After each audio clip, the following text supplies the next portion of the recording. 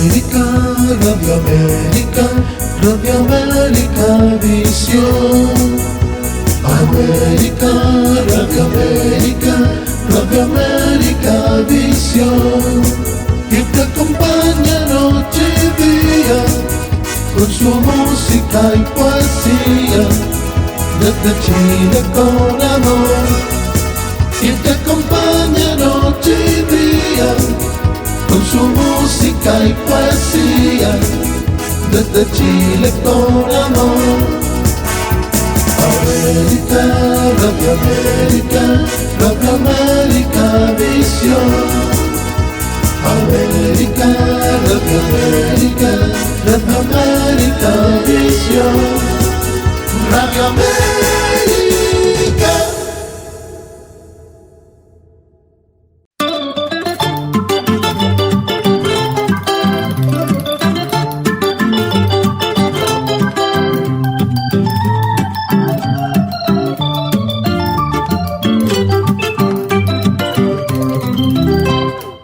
Amigas y amigos de Radio Satélite Visión y América Visión. Con gran placer, presentamos la franja cultural, llamada La Poesía y el Cine. Programa producido y conducido por el señor Héctor Alindor Marreros Vázquez. Director de cine, historiador y escritor de Perú. Bienvenido y éxitos. Vamos al aire.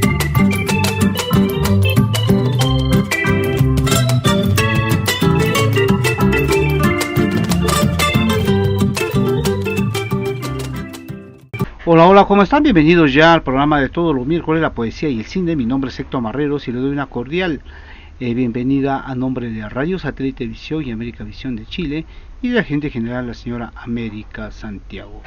Hoy tenemos una entrevista con el escritor peruano Gerson Ramírez. ¿Cómo estás, Gerson? Bienvenido. Un saludo a la franja cultural.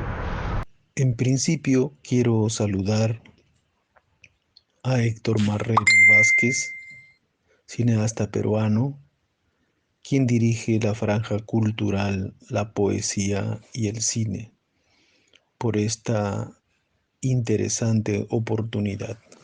Gerson, hablemos cuándo te inicias y quién fue tu inspiración o mentor. ¿Cuántos años llevas como escritor? Debo decir que no recuerdo realmente cuándo empecé a escribir relatos, pero sí tengo bien en claro una experiencia en los primeros años de la secundaria, en que debimos escribir un poema por encargo del profesor de literatura, y mi texto fue de los más celebrados. Si mal no recuerdo, tenía que ver con la conquista de los españoles. Y bueno, pues fue aplaudido por mis compañeros.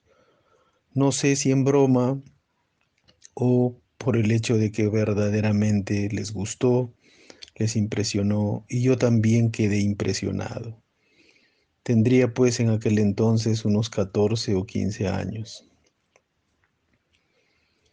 El primer texto publicado que recuerdo fue una plaqueta literaria con el título de Expediente Secreto, que luego formarían parte de mi primer libro, hace ya 20 años.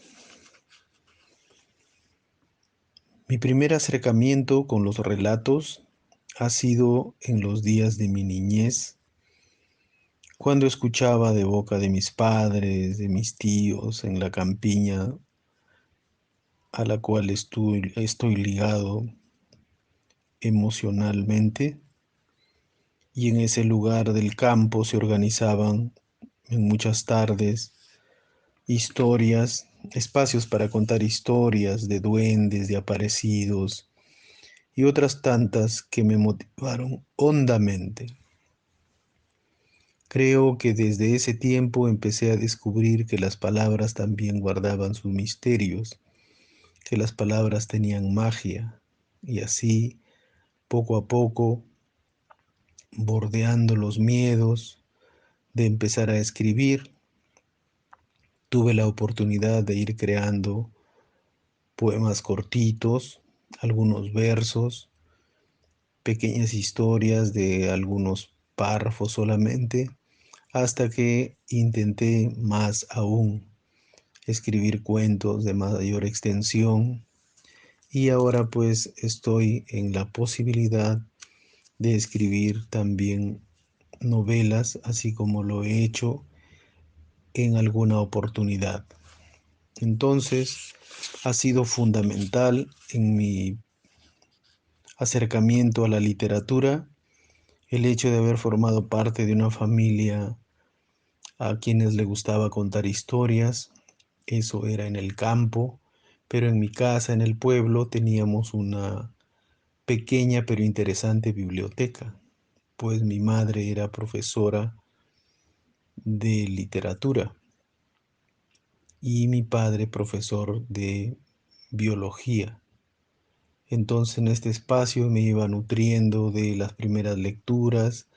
Ahí encontré a Edmundo de Amicis con esa gran obra que es Corazón y también otras, ¿no? Como Los perros hambrientos. Muy bien, ese primer acercamiento y mi vida cerca del campo han formado los principales aliados, mis principales mentores para la creación literaria. ¿De qué trata tu novela Cenaremos en Madrid? Bueno, mi libro Cenaremos en Madrid es un conjunto de cuentos de diferente temática en espacios también distintos. Me refiero a que los personajes se desenvuelven tanto en el medio rural como en zonas urbanas. Son gente profesional como también labriegos, es decir, una diversidad de personajes en diferentes situaciones y circunstancias. Y obviamente las temáticas son diversas. En Cenaremos en Madrid puedes encontrar historias que van desde relatos de amores y traiciones hasta historias relacionadas con asuntos que son parte de los tiempos actuales, como por ejemplo el de los conflictos que pueden ocasionar las migraciones. Y justamente en este libro se encuentra el cuento del mismo nombre, Cenaremos en Madrid. En esta historia, pues, o Cenaremos en Madrid es la historia de un hombre que por varios días ha buscado su pasaporte y el día que lo encuentra, siente muy dentro de sí que la persona que está en la fotografía no es él, ¿no? Es como una forma de no reconocerse ya la misma persona al paso del tiempo, ¿no? Es algo así como una metáfora, una situación metafórica. Así empieza pues este personaje, una suerte de monólogos y flashback, gracias a los cuales sabremos que el protagonista es un ex policía que incluso ha estado en peligro de muerte cuando trabajaba en la serranía del Perú.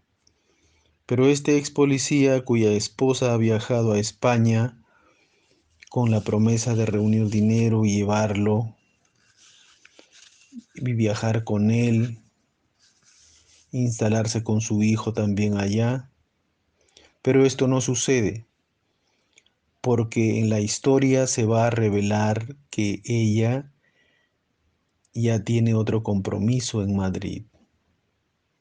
Entonces nos damos cuenta, según cómo avanza la historia, que este ex policía tiene también una joven amante, a una muchacha que le ayuda a tejer redes, que vive con su padre, que es un pescador en el balneario de Huanchaco, muy conocido en Trujillo del Perú.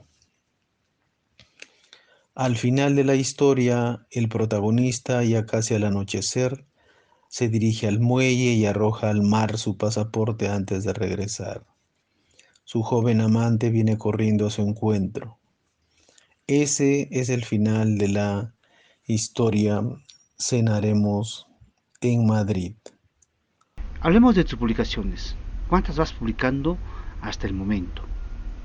Lo que puedo decir es que ya son 6 libros publicados. Tengo los siguientes. El primero, Los Intrusos, que es un libro de relatos cortos, de diversas temáticas. Tiene 4 ediciones. Luego se publicó una novela cuyo nombre es El Oráculo de Diofanto, en la cual el protagonista pues es un hombre de más o menos 40 años, aficionado al periodismo y a la poesía. Pero él tenía un dilema. Por largos años había pensado que el origen de sus desavenencias en la vida, no solo en lo profesional, sino también en lo amoroso, tenía que ver pues con el nombre que tenía, con el nombre que le habían puesto. Su nombre era Diofanto. Así que decide cambiárselo.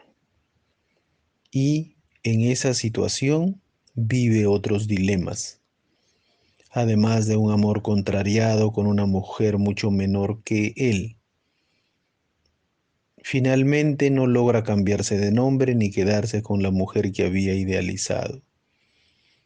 Eso es en resumen el contenido de aquella novela.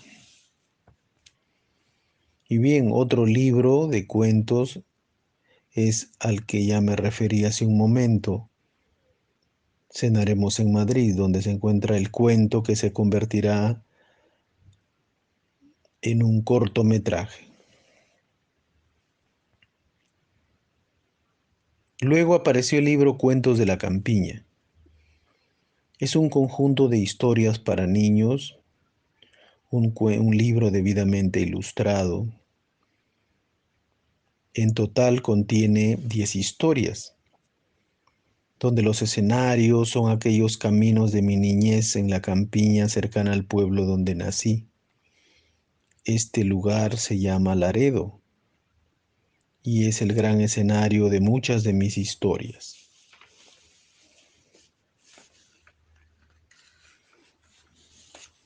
Después se publicó Filomeno, el oso guardián. Es un solo cuento, es una historia ilustrada también dirigido a un público infantil.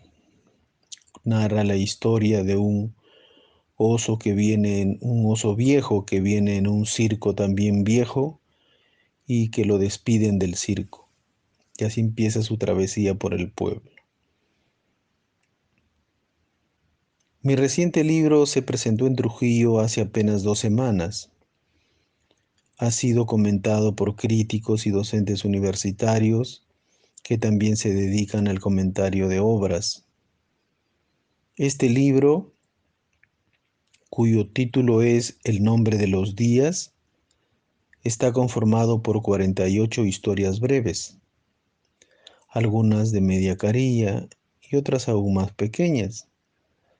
Relatos en donde he intentado crear pues mundos de ficción con vivencias de los años iniciales de la vida, la niñez y la juventud.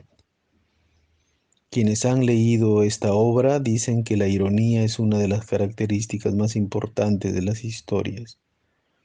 Su título es El nombre de los días. Espero presentarlo también en otras ciudades del Perú. Para usted, Gerson, ¿cree que la escritura se puede aplicar como terapia hoy en día?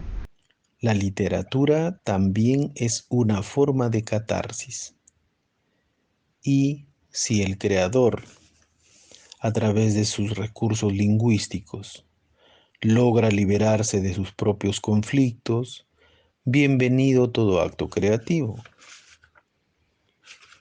Pero pienso que el lector también es un creador en la medida que desentraña significados en la estructura textual. Y no solo esto, también pues es capaz de alegrarse, de conocerse, y siendo así, la literatura es una forma de autoconocimiento. un autodescubrimiento en nuestra propia esencialidad, en nuestro mundo interior. Escribir seguirá siendo una forma de catarsis. Si es de esta manera, bien sabemos que los seres estamos hechos de una diversidad de circunstancias.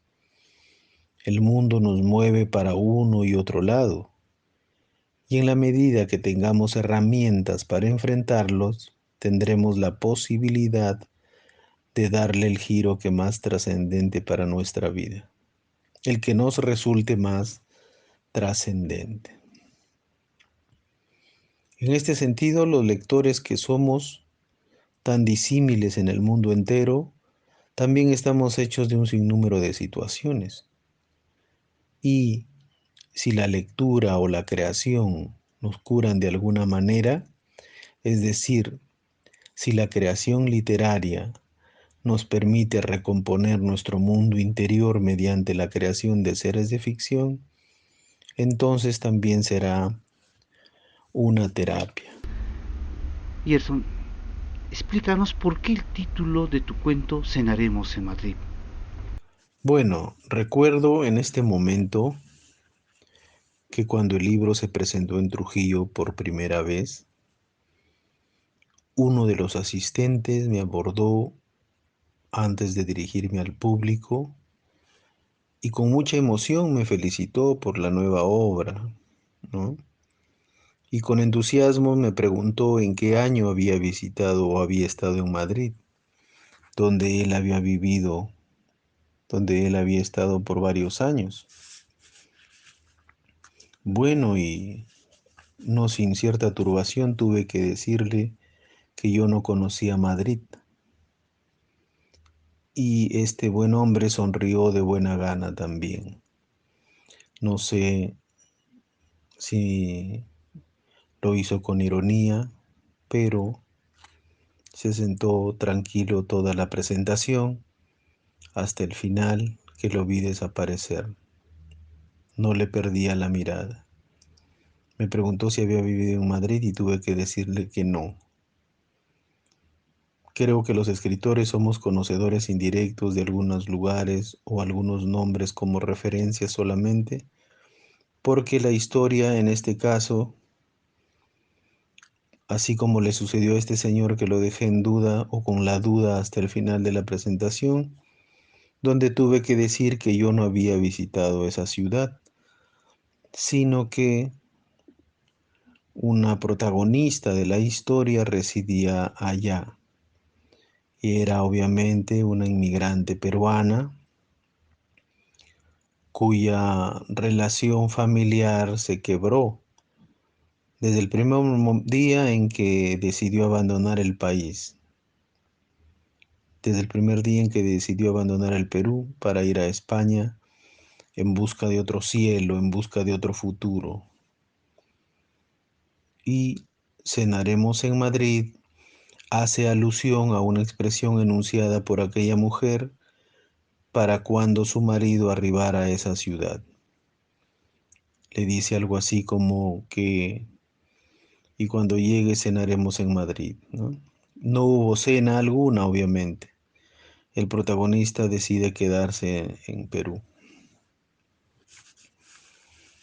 Y decidí pues que el libro debería titularse también Cenaremos en Madrid, porque abordaba un tema que han vivido muchos peruanos o latinoamericanos cuando han cruzado el mar para ir en busca de otras tierras en procura de mejores condiciones económicas. Pero por diversas circunstancias, las relaciones familiares han terminado por quebrarse. Y eso es lo que de alguna manera en mi país ha dado origen a miles de familias disfuncionales, de hijos que al final de todo quedan bajo o han quedado, ¿no? O quedaron bajo la responsabilidad de terceros, tíos, hermanos, abuelos, y todo esto genera otros problemas, otros conflictos sociales. En esta parte del programa quisiéramos que nos narres los títulos de tus cuentos y que nos des un breve relato de cada uno de ellos. Bueno, el libro Cenaremos en Madrid está conformado por 16 historias. Hasta hoy se han publicado 3 ediciones. Las historias que la comprenden son las siguientes. El primero es Amigos. Se narra la historia de 3 adolescentes quienes se enamoran de una señorita, una jovencita de más o menos la misma edad que ellos, ¿no? 14, 15 años. Cada quien vive una aventura distinta con ella. Cada uno pretende impresionarla de diferentes maneras, pero finalmente, cuando ella los invita a su fiesta de 15 años en el asentamiento humano donde vivía, ella les presenta a su novio, con lo cual los adolescentes terminan desengañados. Esa es la primera historia del libro Cenaremos en Madrid. La segunda se titula Chicha. Este segundo cuento es brevísimo.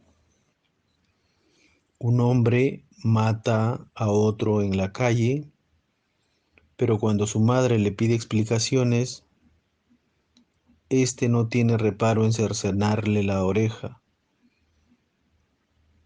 pero ella va a buscarlo a su escondite en los cañaverales.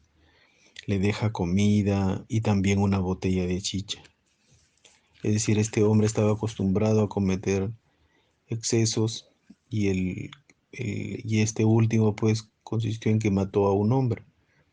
Su propia madre le dijo que por qué lo había matado y él le cercenó la oreja. La mujer fue a buscarlo en su escondite habitual entre los cañaverales y allí le dejó comida y una botella de chicha. A medianoche, ¿qué sucedió? Que ardió el cañaveral.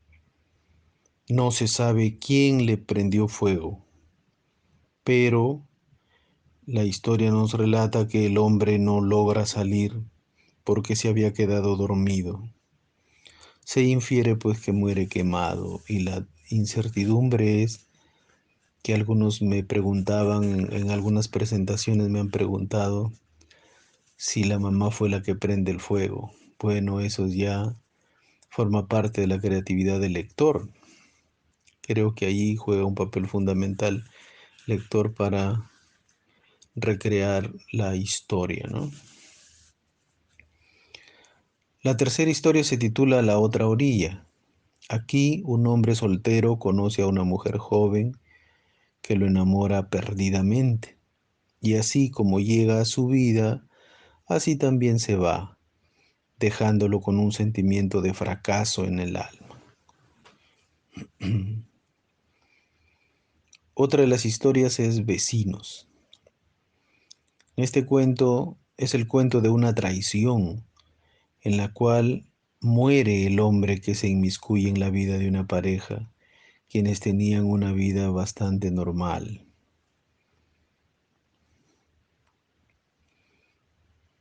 El otro cuento lleva por título Yolanda que te vas.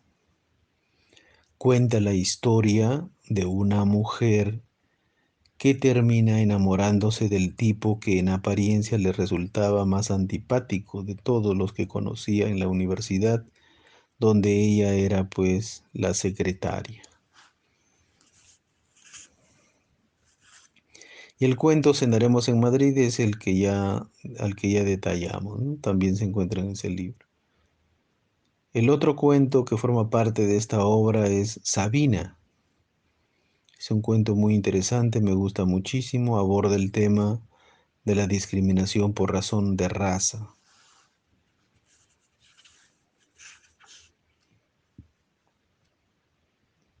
Luego el cuento El hombre del río, que narra la historia de una mujer que un día va en busca de un hombre para que le confiese si es que él era su padre.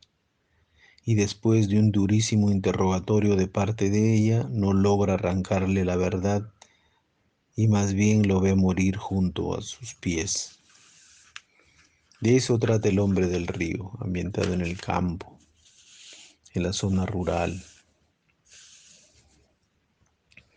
El cuento Honestidad es una historia breve, algo fantástica, de un hombre que sin explicación sensata de casarse con una mujer que la denuncia por haberle embarazado, aunque entre ellos nunca hubo relación alguna. ¿Cómo sucedió esto? Ojalá puedan leerlo alguna vez.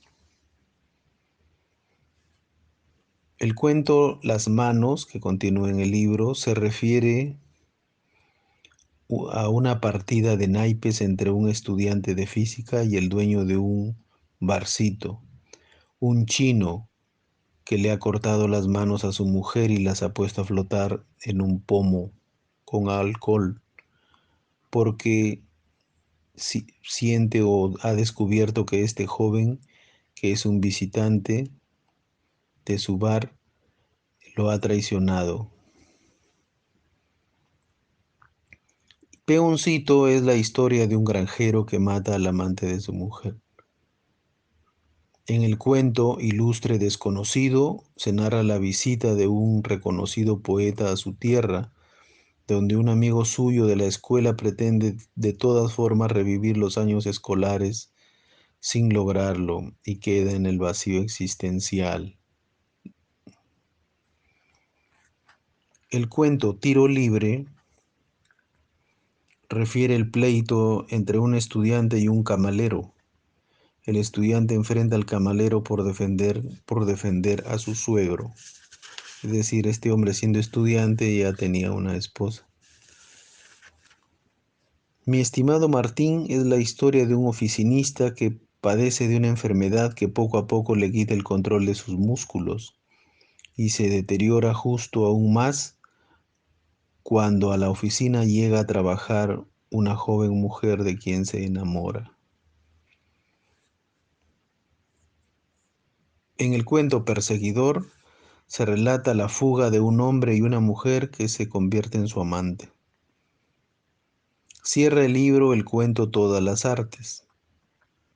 Cuenta la historia de una anciana que vive con su nieto y un día muere con la idea de que su nieto no es su nieto, sino que es el mismo demonio en cuerpo y alma de niño.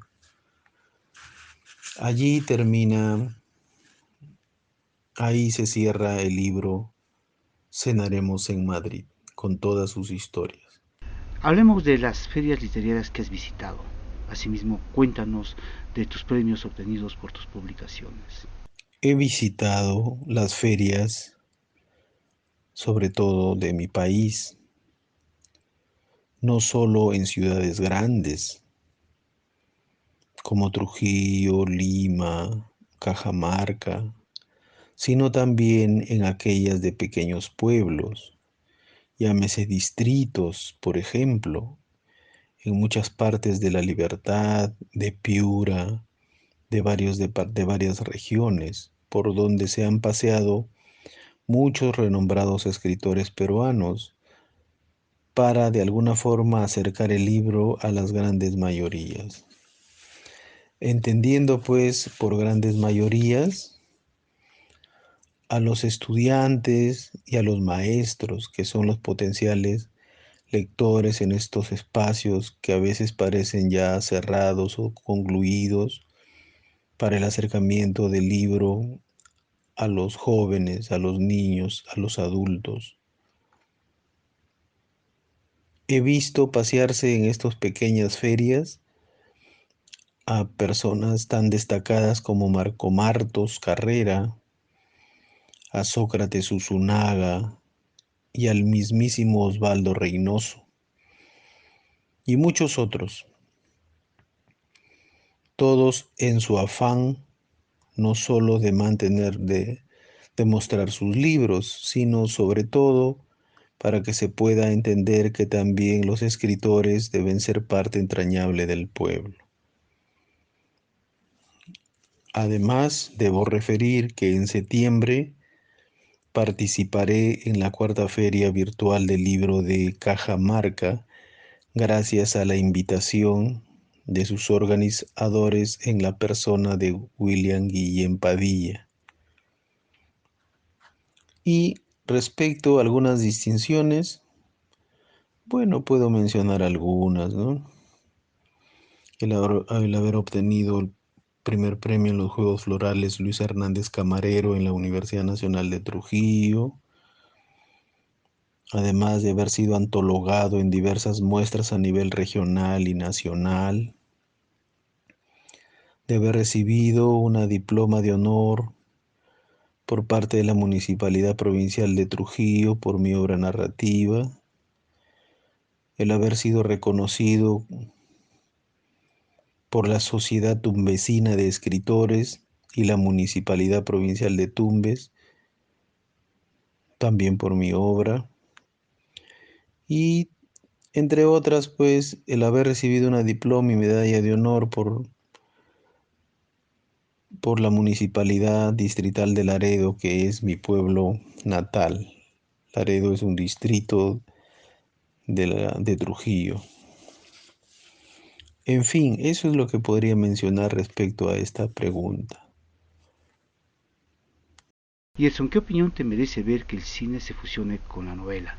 Desde el punto de vista que el cine se utiliza como herramienta de apoyo a la educación, es decir, se convierte en un plan lector.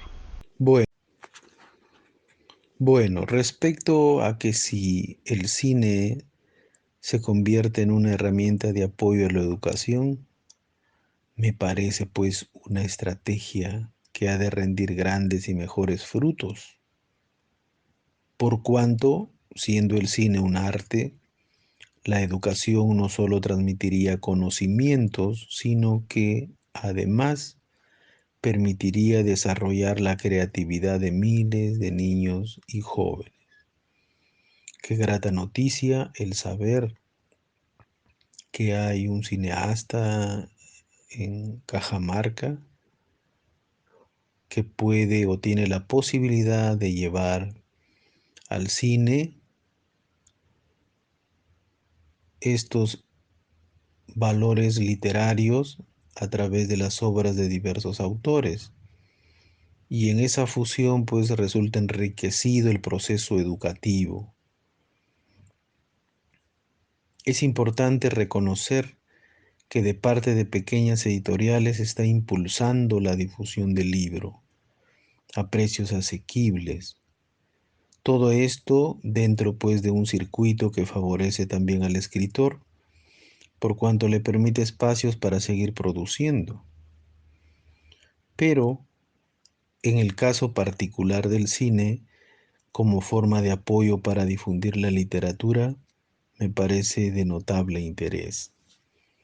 Sin embargo, los productores de obras cinematográficas necesitan el impulso no solo del Estado, sino también de entes privados. El cine, por su naturaleza, necesita de una infraestructura acorde con sus propósitos.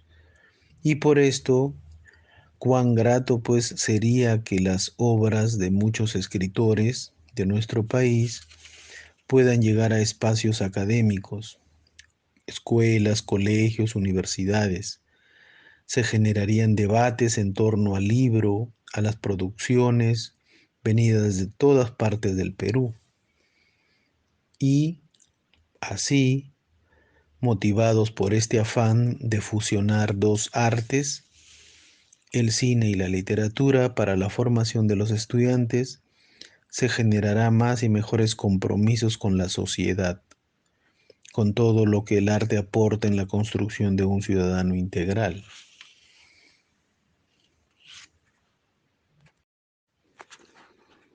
Bueno, respecto a que si el cine se convierte en una herramienta de apoyo a la educación, me parece pues una estrategia que ha de rendir grandes y mejores frutos, por cuanto, siendo el cine un arte, la educación no solo transmitiría conocimientos, sino que además permitiría desarrollar la creatividad de miles de niños y jóvenes.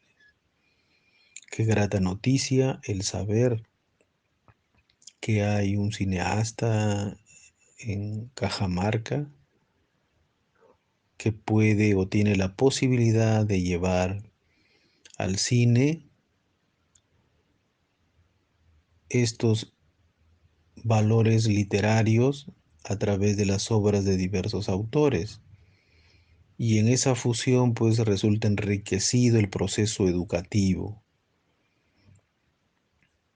Es importante reconocer que de parte de pequeñas editoriales está impulsando la difusión del libro a precios asequibles. Todo esto dentro pues de un circuito que favorece también al escritor, por cuanto le permite espacios para seguir produciendo. Pero en el caso particular del cine, como forma de apoyo para difundir la literatura, me parece de notable interés. Sin embargo, los productores de obras cinematográficas necesitan el impulso no solo del Estado, sino también de entes privados. El cine, por su naturaleza, necesita de una infraestructura acorde con sus propósitos, y por esto, cuán grato pues sería que las obras de muchos escritores de nuestro país puedan llegar a espacios académicos, escuelas, colegios, universidades. Se generarían debates en torno al libro, a las producciones venidas de todas partes del Perú. Y así, motivados por este afán de fusionar dos artes, el cine y la literatura para la formación de los estudiantes, se generará más y mejores compromisos con la sociedad, con todo lo que el arte aporta en la construcción de un ciudadano integral. Gerson, cuéntanos qué te parece que tu cuento Cenaremos en Madrid se esté llevando al cine. Me parece una circunstancia muy grata y alentadora, por cuanto sale pues de su habitual formato donde es leído para ser entendido, comentado y valorado en otro soporte artístico. Y esto puede ayudar a que lo que escribimos sea sentido y estimado por un mayor público.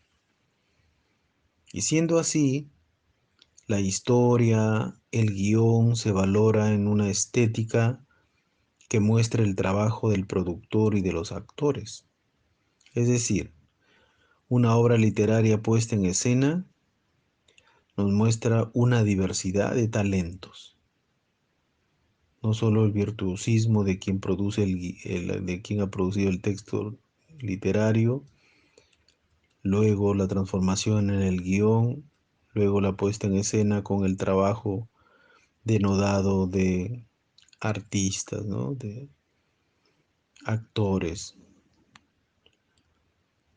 La obra literaria puesta en escena nos muestra una diversidad de talentos, es cierto, justos para dar una visión del mundo del escritor, refiriendo en su temática que va más allá de la historia o los espacios en sí, sino más bien nos muestra todo el complejo microcosmos de la sociedad en esta historia, que esta historia pretende reflejar, ¿no? Es un microcosmos de la sociedad, este cuento cenaremos en Madrid. Creo que el cortometraje que resultará de aquí también cumplirá un papel importante cuando en las escuelas o colegios que pueda difundirse permita abordar desde diferentes ópticas el problema de la migración, de aquel fenómeno que ha producido cambios sustanciales en la organización de las familias en nuestro país y, por qué no, de las familias latinoamericanas en su conjunto, a quienes les ha tocado vivir pues experiencias similares o estas mismas experiencias. Hablemos sobre la crisis lectora. ¿Cómo ves al lector de hoy? ¿Cree usted que la lectura está dentro de la canasta familiar?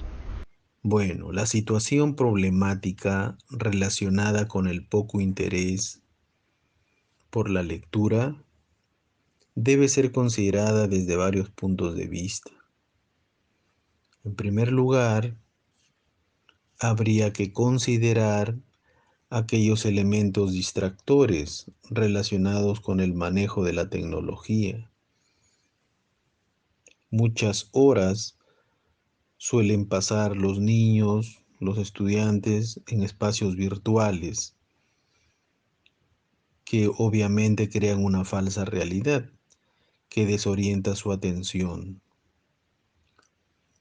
Además, debemos considerar el problema de la infoxicación, término empleado para referirse pues al exceso de información que no logra ser procesado.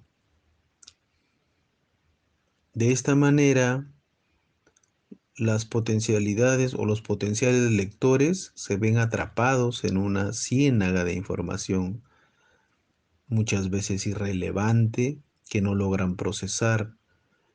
Entonces, pues el joven, el niño termina agotado y al final de una tarde de lectura termina mortificado y poco seguro de haber alcanzado su objetivo como lector.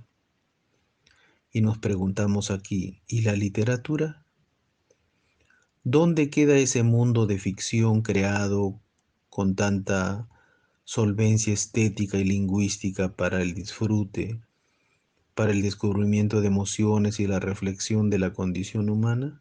Antes de despedirnos, cuéntanos quién es Yerso Ramírez. Debo decir previamente pues que vivimos en una sociedad pragmática que se nos ha hecho creer que todo marcha bien y por lo tanto no hay de qué preocuparse.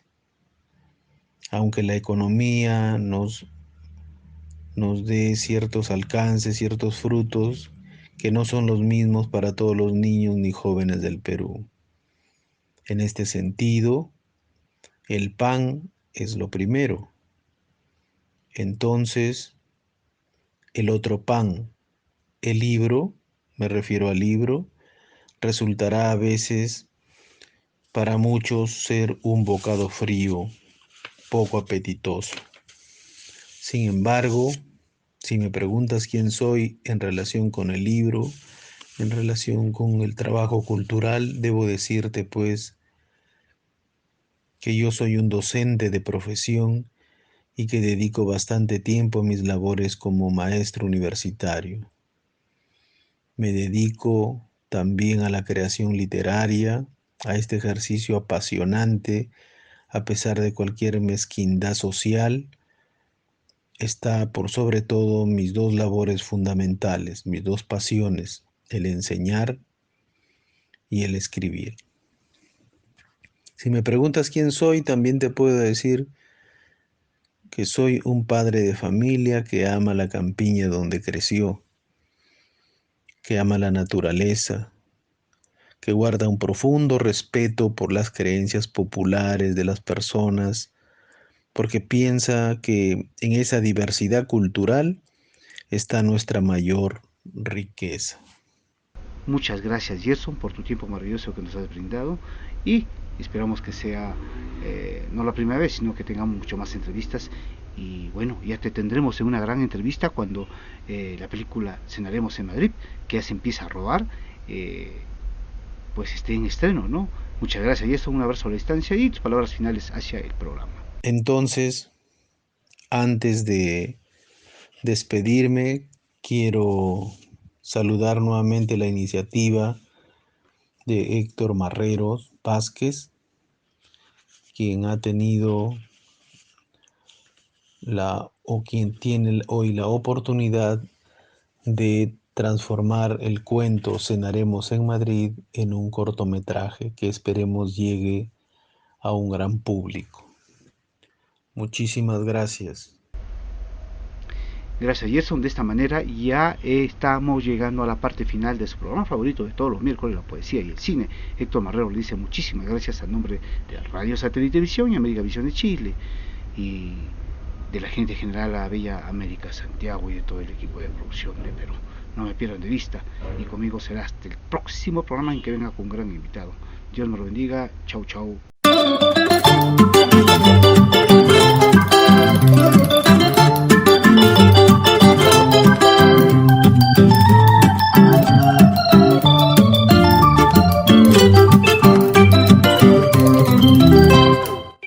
amigas y amigos de Radio Satélite Visión y Americavisión. Informamos a ustedes que ha finalizado la franja cultural llamada La Poesía y el Cine, programa producido y conducido por el señor Héctor Alindor Marreros Vázquez, director de cine, historiador y escritor de Perú. Gracias por acompañarnos en sintonía. Hasta luego.